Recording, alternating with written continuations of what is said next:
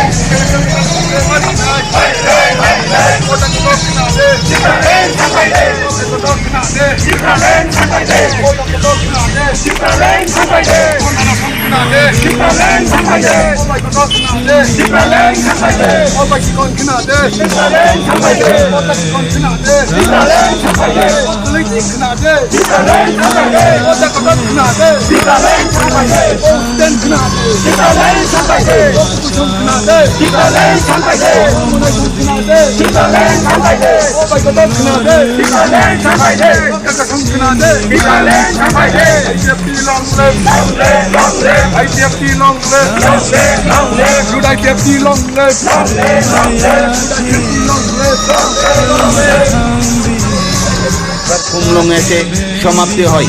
এই দিনের তেপরাল্যান্ডের দাবিতে আইপিএফটির সেই লং মার্চ র্যালিতে আইপিএফটি কর্মী সমর্থকদের উপস্থিতি ছিল লক্ষণীয়।